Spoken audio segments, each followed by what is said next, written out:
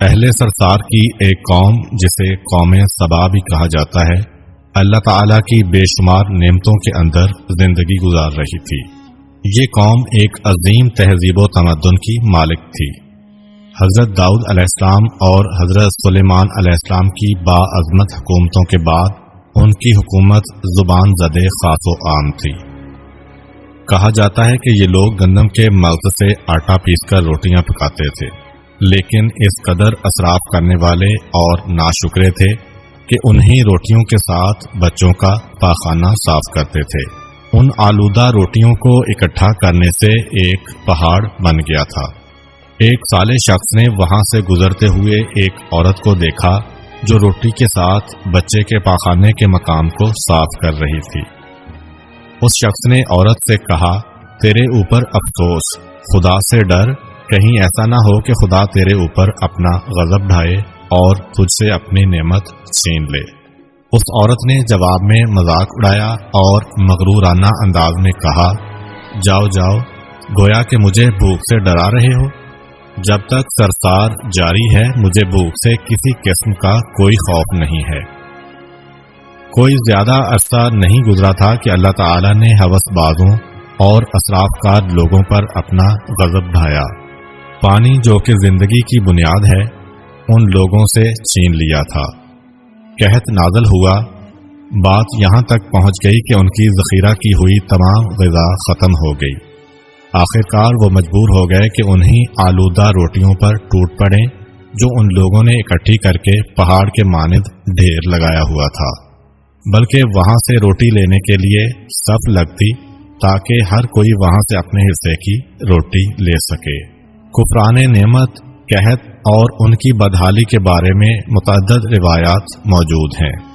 سورہ نحل کی آیت نمبر 112 اور 113 میں یوں ارشاد ہوتا ہے، اور اللہ نے اس قریہ کی بھی مثال بیان کی ہے جو محفوظ اور مطمئن تھا، اس کا رزق ہر طرف سے باقاعدہ آ رہا تھا، لیکن اس قریہ کے رہنے والوں نے اللہ کی نعمتوں کا انکار کیا تو خدا نے انہیں بھوک اور پیاس کا مزہ چکھایا، صرف ان کے ان اعمال کی بنا پر کہ جو وہ انجام دے رہے تھے، اور یقیناً ان کے پاس رسول آیا تو انہوں نے اس کی تکذیب کر دی، تو پھر ان تک عذاب آ پہنچا کہ یہ سب ظلم کرنے والے تھے۔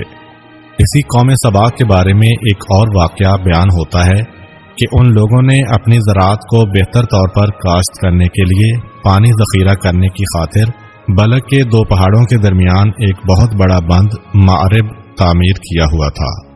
سوراخ اور دوسرے پہاڑوں سے گزرا ہوا پانی اس بند میں آ کر وافر مقدار میں جمع ہو جاتا تھا۔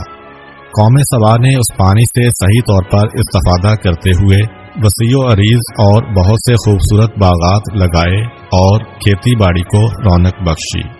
ان باغات کے درختوں کی شاخیں اس قدر پھلوں سے لدی ہوئی ہوتی تھیں کہ کہتے ہیں کہ اگر کوئی شخص سر پر ٹوکری رکھ کر ان کے نیچے سے گزرتا تو پھل خود بخود ٹوکری میں گرنا شروع ہو جاتے اور قلیل مدت میں ٹوکری تازہ پھلوں سے بھر جاتی۔ اس قوم کے بہت سارے دیہات اور قریے تھے جو بہت آباد اور آپس میں جڑے ہوئے تھے، لیکن نعمتوں کی کثرت نے انہیں شکر کرنے کے بجائے سرمست اور غافل کر دیا تھا، یہاں تک کہ ان کے درمیان بہت بڑا طبقاتی نظام وجود میں آ چکا تھا۔ ان میں سے صاحب اقتدار لوگوں نے کمزوروں اور ضعیفوں کا خون چوسنا شروع کر رکھا تھا، یہاں تک کہ ان لوگوں نے خدا سے ایک احمقانہ التماس کیا جس کا ذکر سورہ سبا کی آیت نمبر 19 میں ملتا ہے۔ انہوں نے کہا، خدایا ہمارے سفروں کے درمیان فاصلہ زیادہ کر دے۔ انہوں نے اللہ تعالیٰ سے یہ التماس اس لیے کیا تاکہ غریب و بے نوا لوگ عمرہ اور ثروت مندوں کے ہمراہ سفر نہ کریں۔ ان کی خواہش یہ تھی کہ آبادیوں کے درمیان خشکی ہو اور فاصلہ بہت زیادہ ہو تاکہ تہی دست اور کم آمدنی والے لوگ ان کی طرح سفر نہ کر سکیں۔ اللہ تعالیٰ نے ان مغرور پیٹ کے پجاریوں پر اپنا غضب نازل کیا۔ بعض تواریخ کے مطابق ان مغرور لوگوں کی آنکھوں سے دور صحرائی چوہوں نے معرب نامی بند کی دیواروں پر حملہ کر کے انہیں اندر سے کھوکھلا کر دیا۔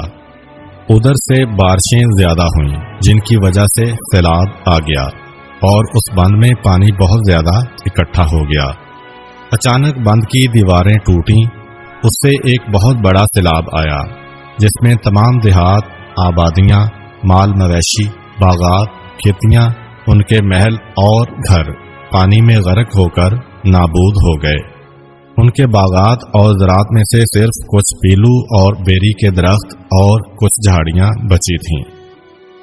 خوش الحان پرندے وہاں سے کوچ کر گئے تھے، جبکہ الوؤں اور کبوں نے قوم سبا کے کھنڈرات میں اپنے گھونسلے بنا لیے تھے۔ اس بات کا ذکر سورہ سبا کی آیت نمبر 15 اور 16 میں ملتا ہے، اور آخر میں سورہ سبا کی آیت نمبر 17 میں قرآن کریم میں اس واقعہ کا یوں نتیجہ نکالا ہے: یہ ہم نے ان کی ناشکری کی سزا دی ہے اور ہم ناشکروں کے علاوہ کسی کو سزا نہیں دیتے ہیں۔